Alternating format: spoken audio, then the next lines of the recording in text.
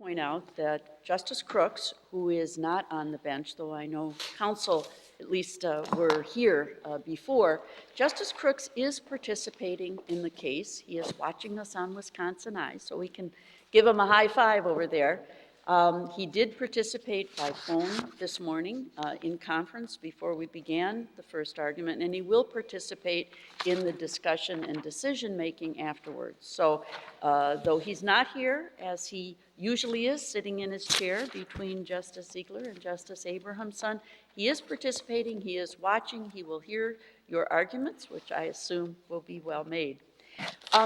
When we talk about arguments, we give counsel 30 minutes aside to use to present their positions to the court.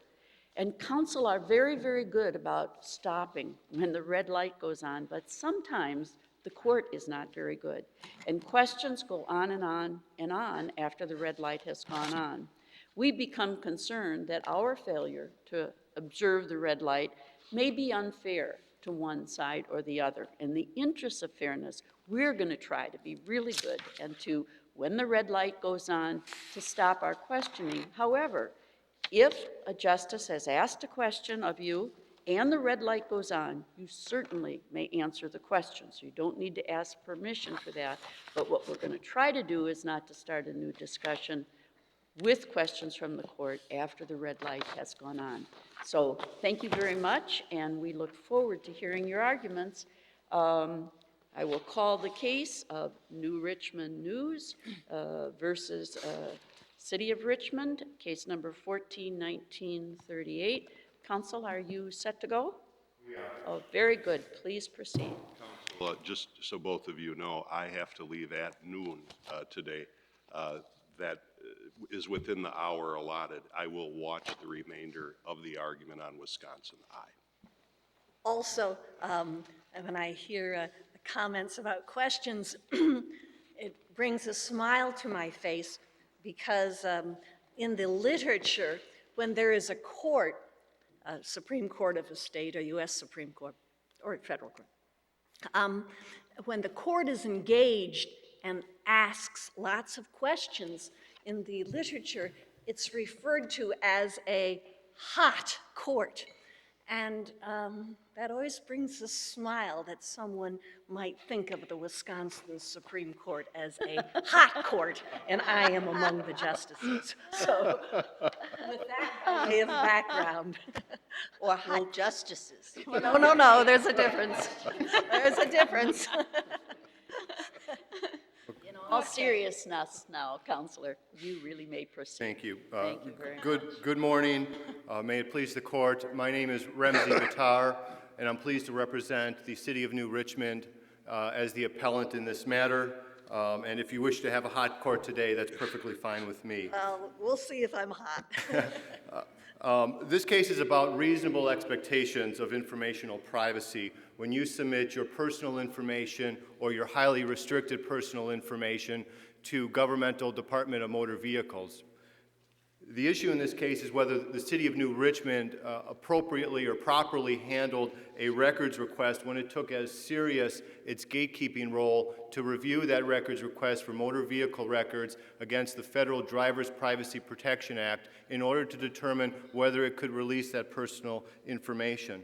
The city specifically requests that this court reverse the St. Croix County Circuit Court decision and specifically find that the City of New Richmond appropriately handled the public records request in this matter. Soon we're going to be on the weekend, right? You know, Counsel, yes, soon it will be. But the act, thanks to the comprehensive briefing of the parties, it seems clear that the act had a very specific legislative purpose. And that was to prevent stalking, basically. It seems the record indicates, in response to a tragic incident involving the death of an individual. And so with that as its background, it seems to me this is differentiated from the typical sort of generic preemption kind of case. Well, first of all, I guess I would ask if you agree or disagree with that. And then as a follow-up, I would say, What kind of information are you saying should be released and what kind are you saying should not? Sure, and I'll try to answer both those questions. The first part, I believe you're directing a question based on preemption and supremacy and the supremacy clause, and I don't think there's really any doubt by anybody in this case that the Driver's Privacy Protection Act does apply. The Attorney General, when he issued his informal opinion in 2008, recognized as much, that when responding to an open records request, we're going to have to deal with the DPPA. Your second point was that, is it applying only to stalkers? Well, that was not Congress's concern. Congress's concern was information, personal information that is in the warehouse or the database of governmental DMVs, and how that information should be maintained private, because one of the repercussions of that is either you can have crime, you can have stalkers or thieves or hoodlums or whoever it might be getting access to that information. But that it could be misused for illicit purposes, Correct. no matter what they are. Yes. Correct. So the crime component and the privacy component are so intertwined, it's very difficult to pull them apart. It's really one and the same. The second question you asked is, what information do we believe is considered personal information and what can be disclosed? It's real easy. The DPPA does not have many definitions, but it does have a few. Personal information, any information identifying an individual. That was important language to the Seventh Circuit just a few months ago in the Dahlstrom case, where it said that it could include something like a birth date, which is not specifically listed in the statutory language, but it does include things like your photograph, your social security number, your driver identification number, your telephone number, and obviously medical information, and there's other highly restricted personal information as well. That was what was concerning to Congress. It wasn't necessarily the nature of the record. One of the responses that we hear in this case, well, Congress wasn't talking about motor vehicle records. Fine, big deal. Congress was talking about informational privacy. It was very concerned about this particular personally identifiable information ending up into people's hands if they did not have a lawful purpose for it. So would it be a fair general statement? I don't know the answer to this. I'm not trying to make a point. That, say, the fact that a motor vehicle accident happened at a certain location on a certain date at a certain time, that would be something that you would say that would be lawful to disclose, but any kind of identifying information, including the identity of the drivers, including license plate number, whatever else is within the definition, that should be redacted. That's correct. There's still a lot of information that can be released. But the key component is that information traveling from the Department of Motor Vehicles. So if a police officer stops someone and they're not acquiring that information through the Department of Motor Vehicle and then filling all that information, that personal information or highly restricted personal information, if all that information is not traveling into the report from the Department of Motor Vehicles, there probably isn't a DPPA problem. But the balance of that report is certainly a public record. The date of the accident, the type of cars, the circumstances of the accident, if there were witnesses there, the road conditions, whatever you have. So there's lots of information they can still gain access to. And that was one of my points earlier. I mean, if this weekend any legislative official, judicial official, executive official, or whether it's a private citizen, an average Joe, or someone who's been the victim of a crime, someone who's been involved in domestic disturbance incidents, if they get in a motor vehicle accident this weekend, it is the expectation of New Richmond News that they are automatically entitled to that full accident report on Monday morning with all of their personal information in it and all of the highly restricted personal information in there as well. And the city believes that that approach takes it too far. The city is specifically asking... I just want to interrupt you for a moment. As I read the appendix, which is the one you submitted, I'm looking at appendix pages 25 through 37, okay? And I think it's just the last two. The first batch are accident reports.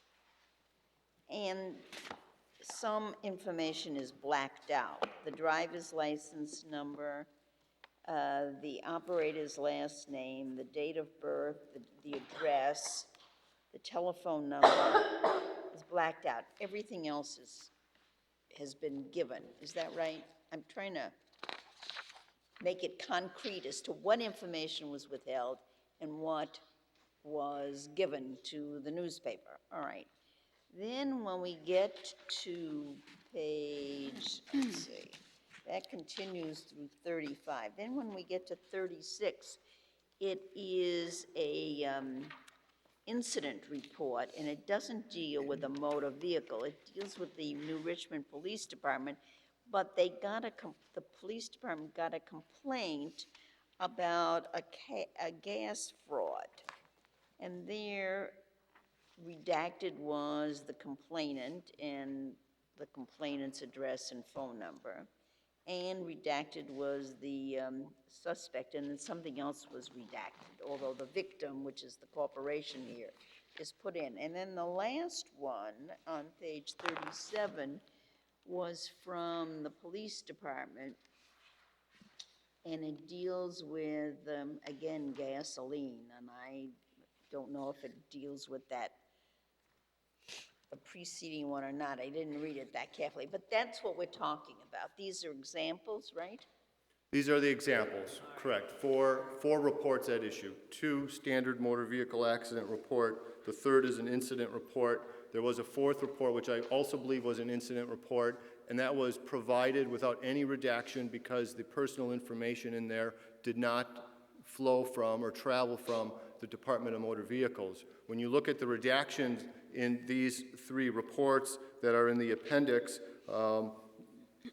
they all appear to redact the specific information that falls within that definition of personal information or highly restricted personal information under the federal DPPA. There's never been any type of argument or concern in this case that the city of New Richmond took it too far and redacted personal information that's not called for within the statute. That was never an issue in the lower court record, not an issue in the decision. I want to know what provision of the federal act are you relying on that allows this redaction? Precisely what provision? There's 2 particular provisions.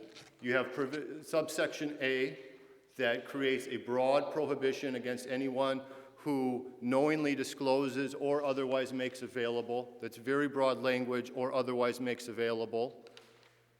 The second subsection is subsection B that creates some permitted uses, but it's really also subsection C. Subsection C governs redisclosure. It's specifically within subsection C that the obligations to not produce personal information unless there's a permissible exception falls to those who, such as a local government.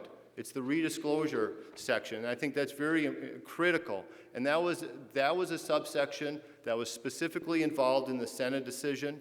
There was no dispute in the 7th Circuit that it was dealing with subsection C, and therefore it took that local village of Palatine directly to subsection B, which said there has to be a permissible purpose. That was also the subsection that was involved in the Spears case before the U.S. Supreme Court. So it's how those 3 sections work together. The general prohibition, followed by limited, narrow exceptions, and then subsection C, which triggers those obligations to the local municipality. If subsection C was not in there, we may not be here today. Counsel, you mentioned subsection C and you pronounced it Sena, S-E-N-N-E case? Correct. Okay, thank you. The Sena case, as I recall, that case did deal with the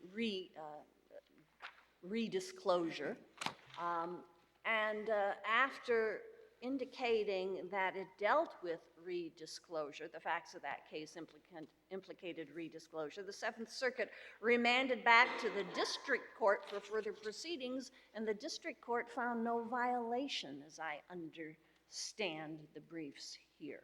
Held the village of Palatine did not violate the DPPA case. So how does that undermine your argument, and if not, why not? I don't think it does undermine our argument. In fact, I think it actually supports our argument. When it was remanded back, the summary judgment record shows that the police chief offered 7 explanations for why they put the personal information on the parking ticket. And when you look at those 7 explanations, and they're discussed in what I'll call Senna Roman numeral 2, the case that just came down a few months ago, all of those 7 explanations relate to crime fighting. None of those explanations relate to disclosing that information because it's a public record. And again, all of those explanations are within the opinion. And this was the parking ticket case. Correct. In Palatine, okay. And just very briefly, there's Senna 1 from 2 years ago, which kind of started the reanalysis of what a local government should be doing with this personal information. And then there's what I'll call Senna Roman numeral 2 that came down just a few months ago. And the Seventh Circuit did not backtrack. I mean, I think that's the other important point of the second Senna decision. They did not backtrack and say, we didn't mean what we were talking about. We didn't think that the federal prohibition is as broad. They put the pedal down. And they said this stuff is strictly prohibited from being released unless there is a permissible exception. And the key in that case, the permissible exceptions in that case, they did relate to the exception B1 for agency function, but each one of those 7 explanations was crime fighting, something to do with police law and order, serving the public. None of those dealt with the public records law. The court then goes on, Judge Posner, who actually dissented in the first decision, he writes the majority opinion in Senna Roman numeral 2, and he puts the pedal down, and he says if they had just released this information willy-nilly on the internet or in some other public way, there would have been a violation of the public records law. And what they're asking for, what New Richmond is asking for in this case, is that there is no limiting principle whatsoever to the news or the media's or anybody's request to get personal information. They look at subsection B1 involving the agency function, and they say that's a gaping loophole. It is not a gaping loophole. You look at the congressional record, you look at Senna, you look at the U.S. Supreme Court decision, which just Counsel, I'm interested in hearing your response at pages 16 through 17 of the red brief. Your opposing counsel points to section of Wisconsin law. We started this conversation by talking about traffic accidents.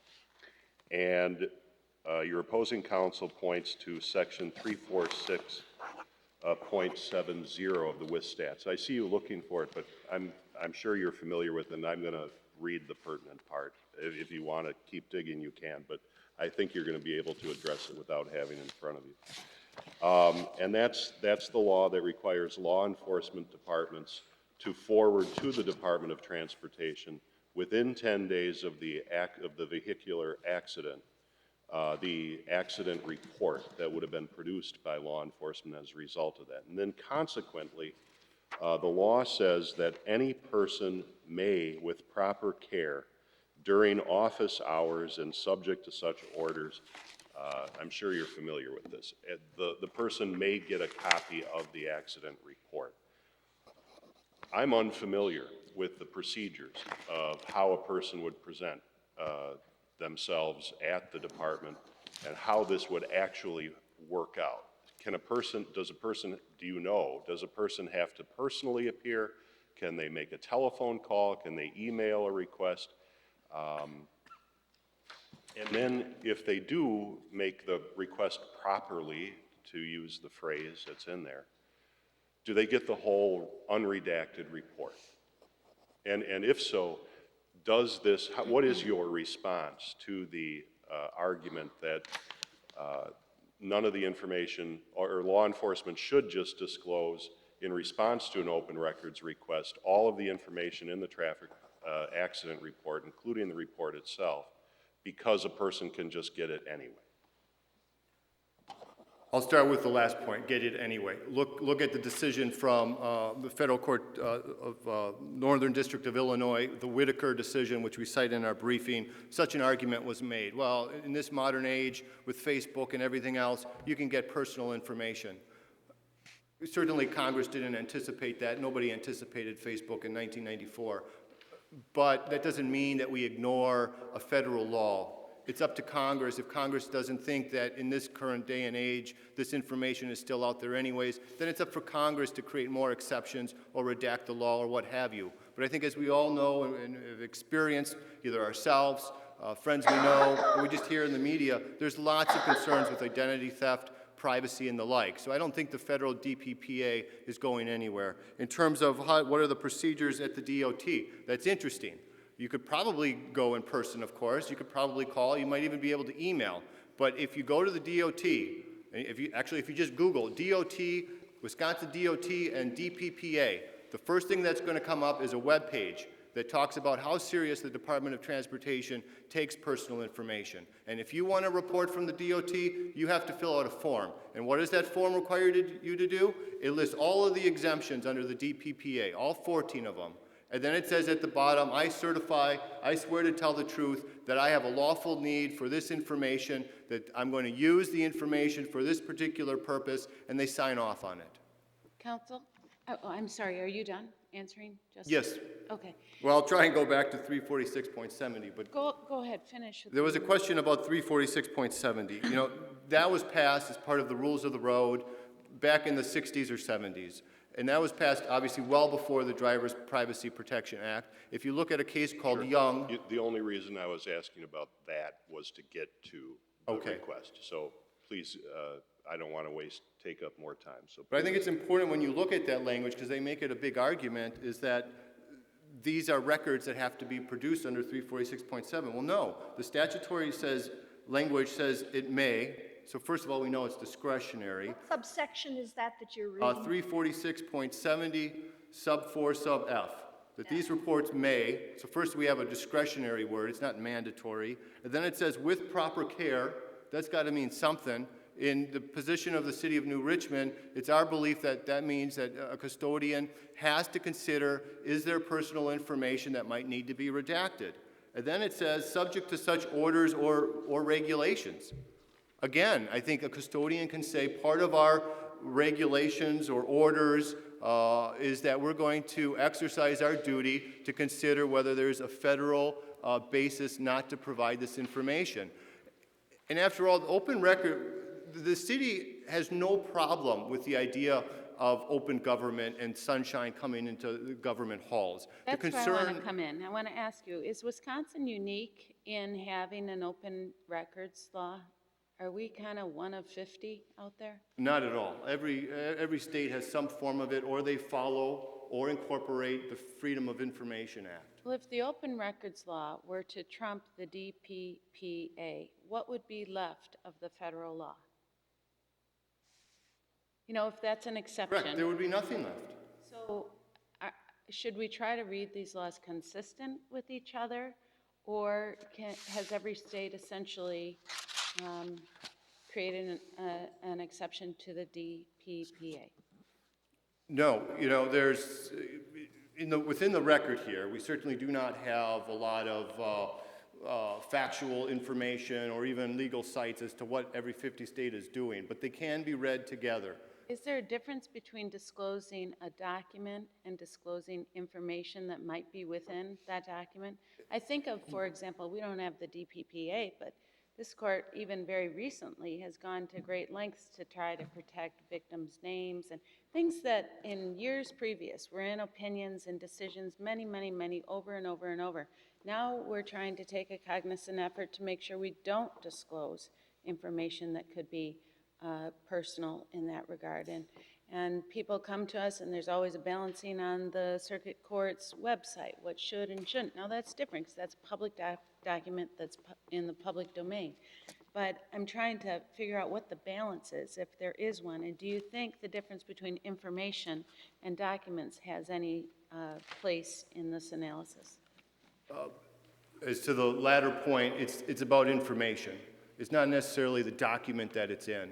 And when you look at that Whitaker case I talked about before, it's not just about the particular nature of the document. It's about the information, the personal information. Is there a way to balance this? Yes, there is. When a records requester comes in, unlike New Richmond in this case, they come in and they say, this is the exception that I fall under. This is the explanation for why I want this information. This is how it fits within the explanation or within the exception. It doesn't need to be a long-winded explanation, but it needs to be some kind of explanation.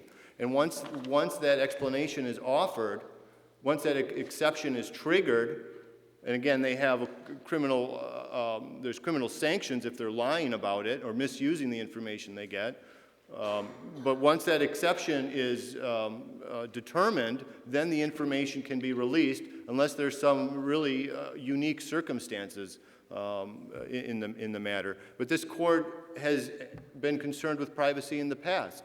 You were concerned about it in the Schill case, private information in emails. You were concerned about it in the Osborne versus Board of Regents case, which involved the Federal Education Act, which in a lot of ways operates similar, well, maybe not similarly, but it's the same structure and the same intent as the DPPA to safeguard personal information in educational records. So it's not unheard of for this court to look for that balancing and to try and protect privacy. It's also not unheard of for a records requester to expect the custodian to pay attention to federal laws, whether it's the education law, whether it's HIPAA, or whether it's the Driver's Privacy Protection Act.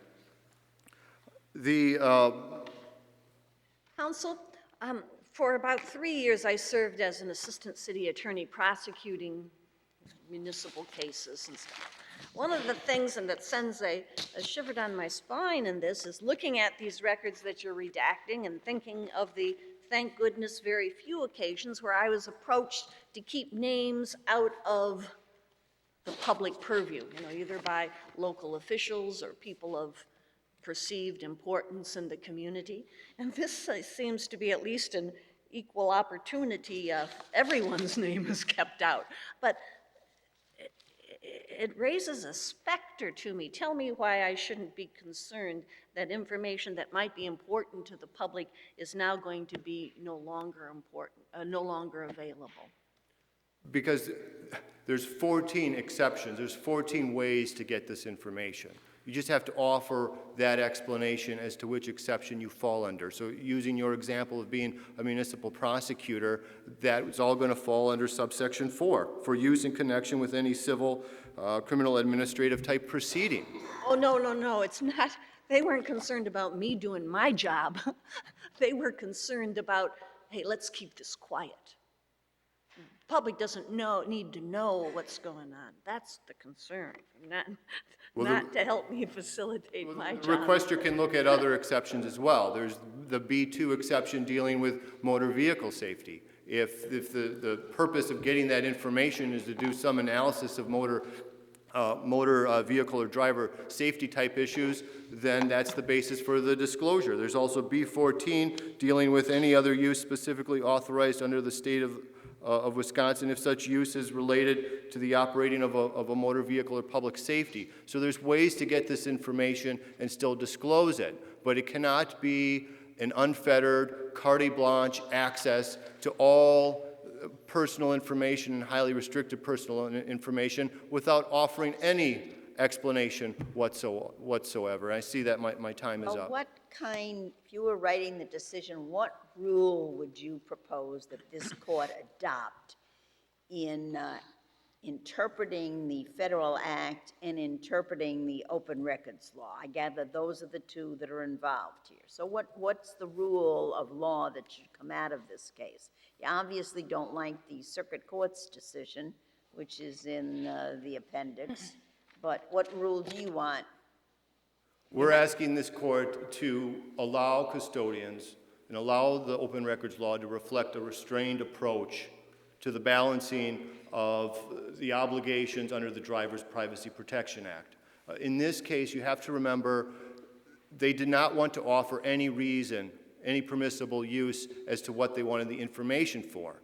It was just a pure argument that we're entitled to everything. We don't have to offer any explanation. And if we do, we're going to look at subsection B1 and just say, oh, the open records law is a function of government.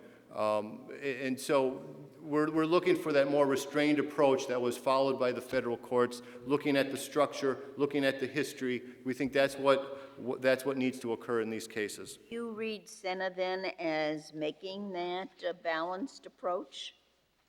I think it does. decision that I think way? it does, because it puts the burdens on records custodians to consider, why are you releasing this information? Or in that case, to the police chief, why are you putting this information on a speeding ticket? If that explanation can be offered under one of the exceptions, there should be no problem. Well, I found it interesting in the last paragraph of Posner's opinion was that, one, as I understood the first case, if you put the parking ticket face down on the outside of the car, that was a release of information. And then they said, well, was prohibited information released? And then in the second case, they say that it's okay what happened here, but then it says, had the village been making the information on parking tickets publicly available over the internet or placed on, or the information was highly sensitive like the Social Security, the risk of a non-trivial invasion, which they viewed as the parking ticket face down, would be much greater and probably outweigh the benefits to law enforcement. So they were making a balance here. That's correct, and they were warning that the carte blanche release of this information, whether it's on the internet or what have you, is going to be problematic under the federal law, and that's precisely what New Richmond wants here. Before Senate came down, it was not uncommon for some police departments to put this information in the lobby. It could be in a binder, it could be on a computer. Judge Posner has a clear problem with that, and that's where New Richmond wants to take us back. Well, is there enough of a record here to deal with the ultimate, or does the court have to send it back to the trial court to make a balance? I think the record is fairly straightforward and simple. There's never really been any disputes about what's in the record. I don't think it needs to be remanded for any factual findings. We need some legal determinations as to what a records custodian should do when receiving an open records request for this. Should they be considering the Driver's Privacy Protection Act and all its exceptions or not? All right, thank you.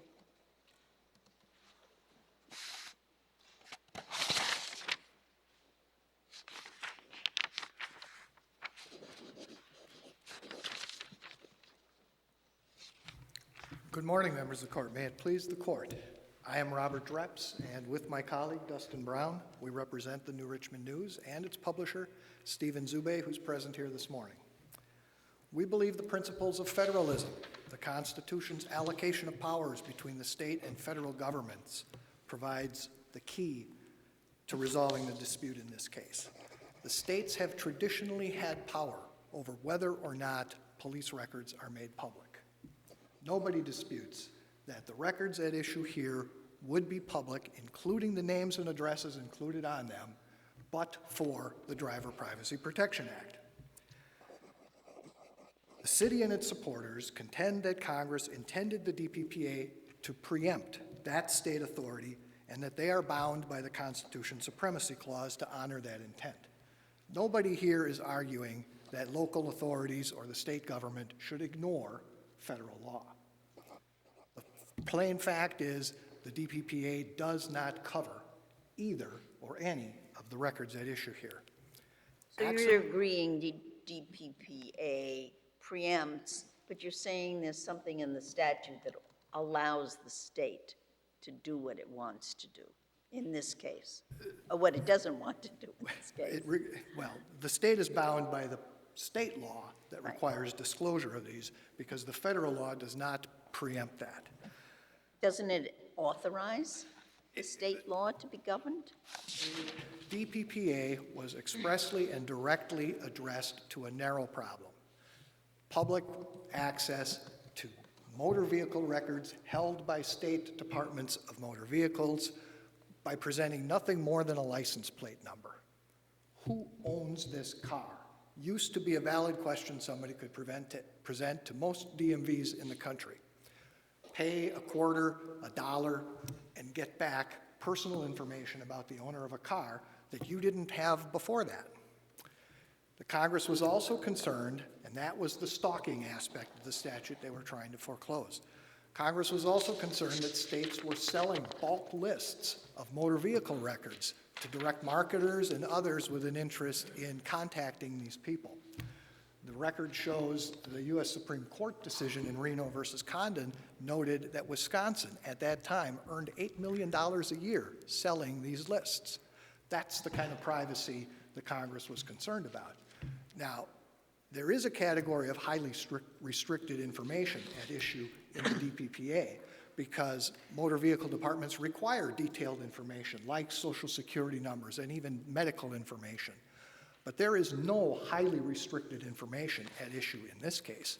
Wisconsin's forms for motor vehicle citations and accident reports do not contain any of that type of information. No photographs, no social security numbers, nothing the DPPA defines as highly restrictive, so it's pointless to discuss that here.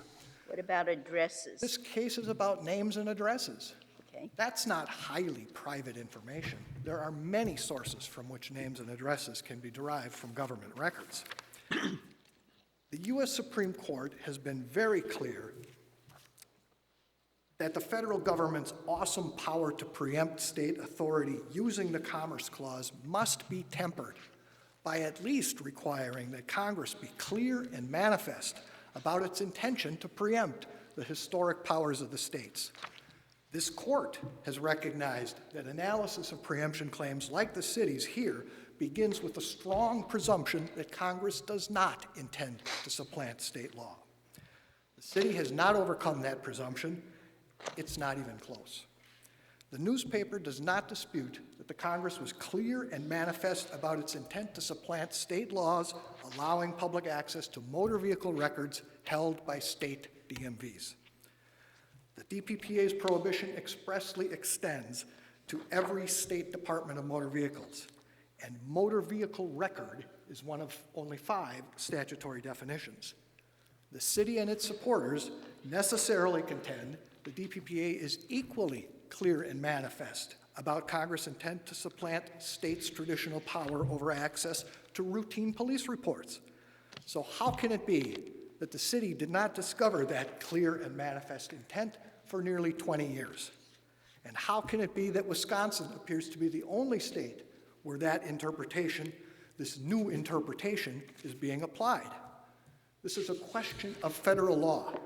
On a question of federal law, the state... What federal provision are you relying on that says that the name and address and telephone number don't, that they are open and public and not private? What particular part of the DPPA are you relying on? Well, we're not relying on the DPPA as a grant of authority to provide that access. Some states do not provide access to their citizens to accident reports unless you were involved in the accident. That used to be the law in Wisconsin until 1965, and that's when Section 346.70 sub 4F was added to make clear that any person can see an accident report. 10 years later, it was expanded to make clear that included supplemental reports, photographs, diagrams, witness statements, the whole 9 yards. That is an issue of state authority and state policy that Congress did not intend to interfere with. The language Congress chose shows it did not intend the DPPA to supersede that state authority. Congress understood that law enforcement agencies routinely use DMV records to verify identities. That's why they are expressly named. Law enforcement agencies are expressly named in the agency function exception. But Congress did not include law enforcement agencies in the DPPA's prohibition section, as it did state departments of motor vehicles. Likewise, the prohibition expressly applies to motor vehicle records, but it mentions none of the records law enforcement agencies use DMV records to produce. Opposing counsel said that may be true, the argument you're making, but we have subsection C, which talks about redisclosure. Would you address that, please? Sure. The redisclosure provision applies, it's not unlimited. It extends, by its express terms, it extends only to an authorized recipient of personal information. That means an authorized recipient of personal information from the DMV. The U.S. Supreme Court summarized that provision in Marrakesh. Each distinct disclosure or use of personal information acquired from a state DMV, the court said, must be permitted by the DPPA. When pursuant to a lawful law enforcement function, like writing out a speeding ticket, issuing a parking ticket, or writing an accident report, that information is translated from motor vehicle records into a record of the official action of the police, the DPPA no longer forbids its disclosure. The police have a right under the Functions Clause, the exception for law enforcement functions, to obtain that information, and it is also a valid law enforcement function to disclose that information under state law because Congress did not preempt that authority. Are you under 2721B1? Is that what you're talking about now? DPPA's exception authorizing disclosure for, quote, use by any government agency, including any court or law enforcement agency, in carrying out its functions. That's correct, Your Honor. All right, I have a question about that. Good. Thank you. Isn't this, let me put the question this way. As I read the Attorney General's opinion in 2008, when the opinion came down, he relies on 2721B1. And as he sets it forth in that AG opinion, and as I read your letter of April 29 relating to Senna, your position is that if a government agency, including law enforcement, which is the police right here, or any court, gets information to carry out its functions, it can release it. Is that what the AG said? Pardon me? I'm sorry, I didn't hear it. That can I be said- redisclosed? I said, if a government agency, a law enforcement agency, gets information, it's authorized to disclose that if it got that information in carrying out its functions. DPA, I'm quoting from your letter, DPPA's exception authorizing disclosure, that's what you're saying here, that the city is authorized to disclose the parking ticket or an accident report because it's using that information to carry out its functions. That's very, very broad. Is that what the AG said, and is that what you're saying? That is what the AG said, and that is what I'm saying. But before I get to the exception, it's my position, and I think the Attorney General agrees with that the accident reports, information on the accident reports isn't subject to the DPPA in the first place. Why not? The definition of personal information specifically excludes information about accidents, moving violations, and driver's status. Counselor, where do you get that from? Because I'm looking at 182725, subsection 3. Is that what you're relying on? That's correct. It defines personal information to include anything that identifies an individual, including an individual's photograph, social security number, driver identification number, name, address, not the zip code, telephone number, and medical or disability information, but does not include information on vehicular accidents, driving violations, or driver's status. So you're interpreting that if the information you want is contained with or within an accident report, you get it. You interpret the words information does not include information on vehicular accidents, driving violations, and driver's status. So it's the word on that you're relying on, saying once they put it on such a report, then it's fair game? Is that what you're saying? Well, I would say it a little differently, I think. Okay, Let me try. you go ahead. I think plain English requires this statutory exception to be interpreted by reference to the definition that precedes it. The words Congress chose, does not include, indicate an intent to create an exception to what those words follow to what would otherwise be covered. So in other words, this can only mean that Congress intended identifying information like names and addresses may be disclosed when they are incorporated into records about vehicular accidents, driving violations, and driver status. The city's position makes no sense in the context of this statutory language. They contend it was intended only to authorize disclosure of information about accidents, like where they occur and the That they types of cars interpret, involved. they interpret the phrase, the word "on" means something different to them. They interpret the phrase as talking about the facts and circumstances of an accident or a driving violation or the driver's status. So they say, well, we gave that information. So they say this is a different class of information than the information you want. And you say, oh no, once it's in these reports, we get the report, and we get the report including the information, right? That's an awful lot of weight to put on the word "on." Yeah, no, I understand, but you do My interpret point the is statute that differently, both of you. information about where an accident occurred would not possibly be excluded under this statute, even if that exception did not exist. It's not within the definition of personal information in the first place. Doesn't the exclusion have to relate to the definition it follows? And when you say, doesn't it have to relate to the definition it follows, you're specifically referring to what words?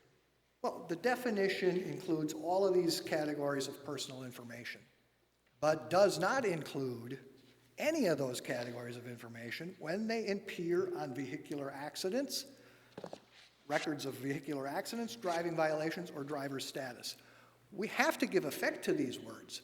How can someone determine a driver's status without learning or using that person's name?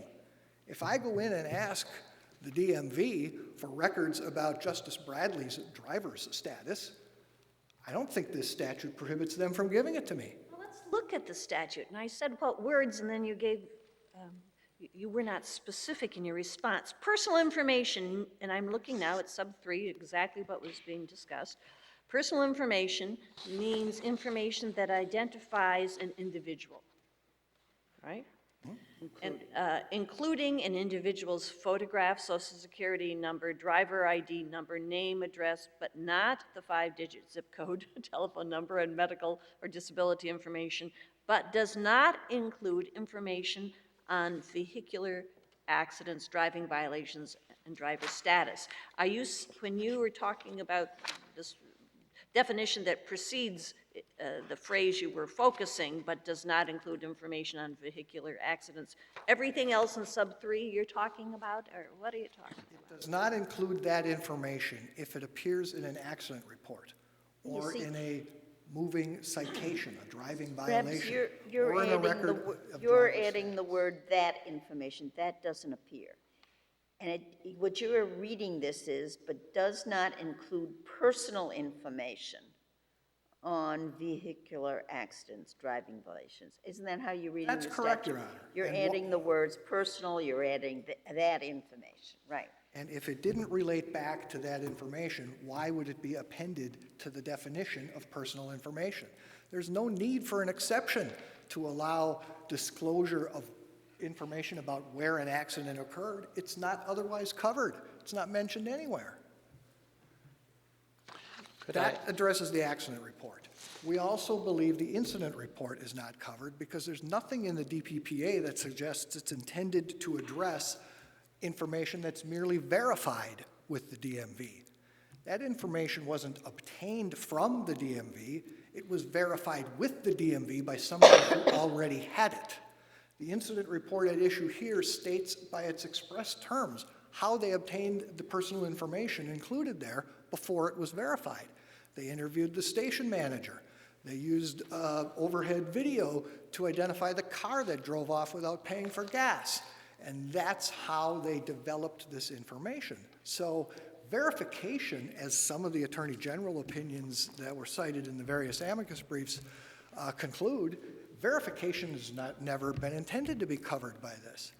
But even if we accept that these records are within, we ignore the personal information, we extend the DPPA to include verification, the exception for routine police functions is very broad. You can construe it as narrowly as you like, but functions is still a very broad term. In Senna, there was no statute that required them to include all of that personal information on a parking ticket. There was like height and weight. There was certainly no statute that required them to serve the parking ticket that way. So if the DPPA treats that as a disclosure, it's a voluntary disclosure that the police made for their own law enforcement purposes. And the statute is broad enough to allow that. That is their legitimate function. But they had to prove that it actually served that function by going back to the district court and analyzing their reasons for including that information. None of which, by the way, included crime prevention. This was about getting people to pay their tickets when they're issued, not anything to do with crime. But the point is that, lost my point. Well, then, could I ask a question? Yes, please do. There was a very serious automobile accident involving a Saturday Night Live comedian named Tracy Morgan. Didn't happen in Wisconsin. Let's say that accident had happened in Wisconsin. Is there any information that would have gone on an accident report that you think should not have been made public? Well, if that accident occurred in Wisconsin, the standard form would include the name and address of any victim, or I don't know if Mr. Morgan was the driver, but his name and address would be on that report if he was injured in that accident. And we believe that is a public record in Wisconsin. State law says it is. Any person can see any accident report. We don't think the DPPA was ever intended to prevent that. The definition of personal information, as we just went through, excludes information about accidents. We think that applies to the whole report, including the names and addresses. But even if it doesn't... His home address and his telephone number? Telephone number, I don't have a big concern about. If they took it out under the common law balancing test, as Wisconsin's public records law would allow, I would never recommend a client fight that. That's personal information. But names and addresses, something as ubiquitous as that, Congress simply didn't intend to guarantee drivers absolute privacy. It cannot. Use the example the municipal insurers had in their brief. In this case, Mr. Morgan was the victim in an automobile accident. And so you're saying that anyone who is a victim is subject to having his or her personal address revealed to anyone who uses the open records law? That is and has been the law in this state for decades. If that's been a problem, why didn't our legislature address it? Congress didn't intend to address that. This isn't addressed to accident reports. It's addressed to a specific harm. Being able to go in with a license plate number and say, who owns that car? Getting bulk lists of thousands and thousands of names with personal information and using it to send direct mail or other solicitations to those people. Those were the two narrow harms this statute was intended at. It was never intended to be a huge, comprehensive privacy statute. If that were the intent, why has it not been discovered for 20 years? And why is the Wisconsin the only state where this is happening? On a question of federal law, the cheese should not stand alone. Oh, boy. Did you rehearse that? Of course I did. Good for you. Yeah, you delivered it. Good for you. It's straightforward preemption law. Is that intent clear and manifest in the statute? How could it be if it went unnoticed for 20 years? There were numerous challenges to this statute when it went up. 10th Amendment challenges by the states saying this imposes unreasonable burdens on us. What were the burdens they talked about? The burden on DMV employees to have to understand and process this federal law. Surely that argument would have been more compelling if they could have said every law enforcement agency in every small town in every state is going to have to learn the DPPA in order to decide whether or not a routine police report can be disclosed to the public. a name on a routine police report. I would have expected law enforcement officials to be at my side on this case. Maybe they are, because without names, they can't prove that they are fairly enforcing the laws. And how are we to respect our law enforcement officials if they can't demonstrate that the law applies equally to the son of the mayor as it does to the son of the teacher or factory worker? What's the difference between the statutory definition of personal information and highly restricted personal information? The highly restricted information is included within the definition of personal information. It's a subset of it. And that is entitled to greater protection because of its sensitivity. Okay, and what is that? The driver's photograph, I'm not sure what the particular concern was with that. Social security numbers can be used for identity theft, of course.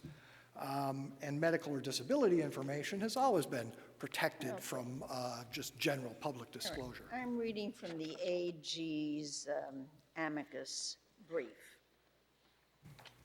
And it says that if the requested information, and I'm on page 4, it says if the requested information isn't personal or highly restricted, DPA doesn't limit it, the federal, okay.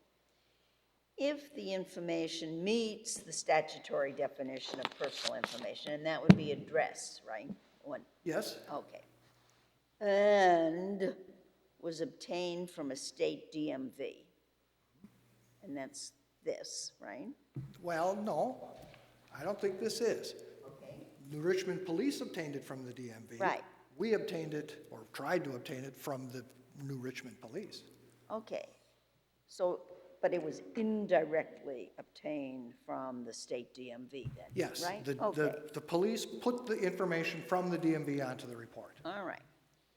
So the question is, maybe it doesn't fall within the federal law at all because you didn't get it from a state DMV, but the argument would be that's where it came from.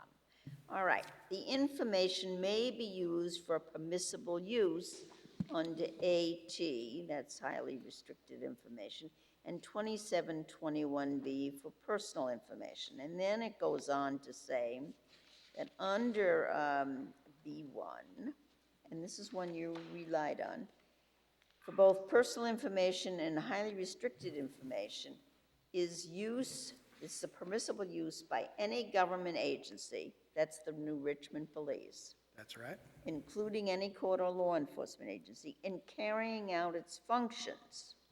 Okay. And then this is the kicker for me. The AG says responding to public record request is a required function of law enforcement agency. So that since the City of Richmond Police has to fulfill public records requests, then isn't your argument that anything that the Richmond Police puts out doesn't fall within the federal act? I think disclosure pursuant to a public records request is a lawful duty of the police. It is a legitimate law enforcement function. It is certainly within the scope of that exception. Right. The Attorney That's General what I is thought was exactly your right. position. It requires at a minimum that it includes the statutory duties of the police. Mm-hmm. The disclosures at issue in Sen, I got my thought back, were voluntary. No statute required them to write a parking ticket that way or to serve it that way. They had law enforcement reasons for doing it, the court ultimately concluded, but they had to justify those reasons in court. Here, it's a statutory duty for the police to disclose the report. How can that not be a legitimate function? If they can do it for their own reasons without any legal command, then surely they can do it when there is a legal command. Congress did not intend to tell the state it can't treat accident reports as public information. They would have done it directly. They would have mentioned law enforcement agencies in the prohibition. They would have listed accident reports among the records that can't be disclosed. They knew perfectly well law enforcement agencies use DMV records to verify information or to fill out accident reports. It's common knowledge. the AG's position is, even if it comes under the open records law, and it's in a state DMV, then this personal information has to be released unless the public records balancing test or statutory prohibitions other than DPPA preclude disclosure. So you still need a balancing test, according to the AG's office. Do you agree with that? I agree with the way the AG presented that. What he's saying is that the balancing test that has always applied under our public records law still applies. All right. It still applies to accident reports, it still applies to citations. But he's not saying we somehow balance our public records report against the DPPA. There's no balance to be done. If Congress wants to preempt the state on a Commerce Clause power like that, they can do it. That's why it's such a broad power. That's why they have to be clear and manifest when they exercise that intent, because we can't say, well, gee, that's not a good idea, or look at our good policy here, and let's balance them. We don't have that right. Congress has the power, but they have to be clear when they exercise it, and they weren't in the DPPA except as to DMV records and motor vehicle records. So does this case have to go back for a balancing? Not at all. Why not? Because we're talking about names and addresses. I mean, they had the opportunity to do that when they denied the request. They don't get repeated kicks at the cat. They denied it for one reason, and one reason alone. The DPPA prohibits it. How are you going to balance away somebody's name when 34674F says anybody gets to look at an accident report? I don't know what public policy they would cite to say names on accident reports are properly kept secret when they've been public here since 1965. You know, life has changed a lot since 1965. I agree with that. Circumstances have changed. People had their names and addresses in the telephone book all the time. That's no longer so prevalent. Of either being No longer listed, telephone books. pardon me? Either being listed or having your address on it, or even telephone numbers. Indeed, public officials are told not to do that, and they're for safety reasons, and are told not to take the same route home or to the office or wherever, so that if somebody is watching, that they're not able to figure out when and where and how to get you. I mean, there's just things have changed. And so to tell me what happened in 1960s, I find not keeping up with the times, because much has changed since then. And the balance, if you're relying on the fact that the right reason wasn't given, then that's okay. But then how would you draft the opinion that would properly handle this question as far as the newspaper is concerned? I would draft it by saying it is not this court's job to decide if this is a good policy.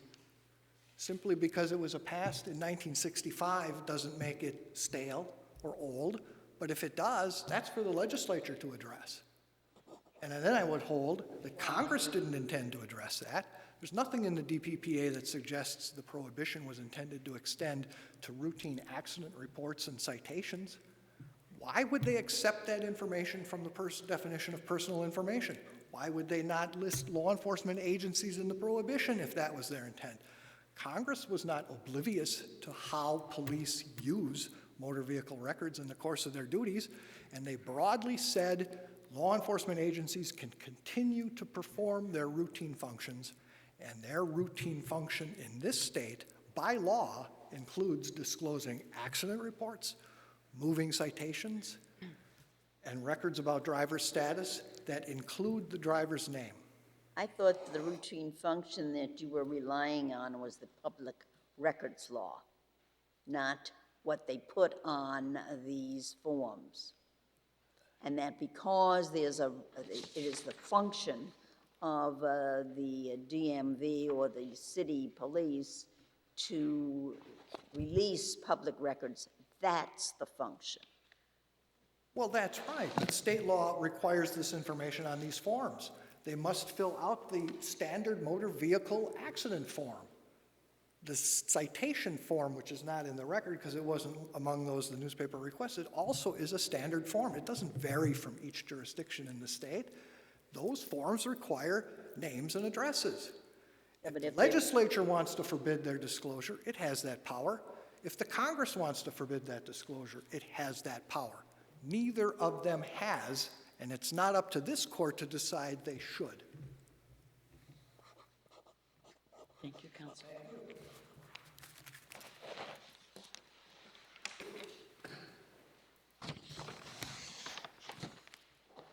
Counsel, can you give me your best argument on 2725 sub 3?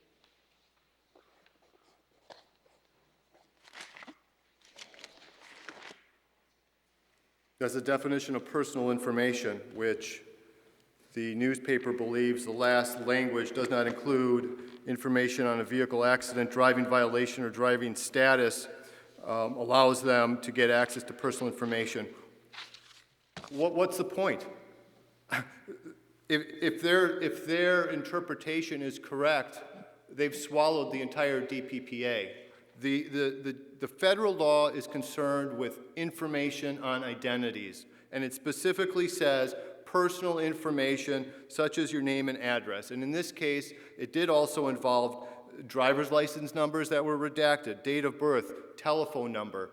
I point out that Dahlstrom case earlier from the 7th Circuit, where just a few months ago they said it also includes your height and your weight and your eye color. None of that falls within vehicular accidents, driving violations, or driving status. What did Congress mean? It meant things like, is someone revoked, suspended? How many accidents have there been at this intersection? They didn't mean to create a privacy statute and says it protects personal information like date of birth and eye colors and your height and weight and your social security number. Oh, but by the way, we're now going to cut that out? That makes absolutely no sense. And I really don't think that Tracy Morgan would find the position of New Richmond News very funny. Congress was deeply concerned with informational privacy. Numerous witnesses testified regarding the grave consequences of open access to governmental records. Congress was fully aware of how people got these records, how they got personal information. Personal information didn't fall out of the sky. Do you intend then with the 14 exceptions, and you in your earlier argument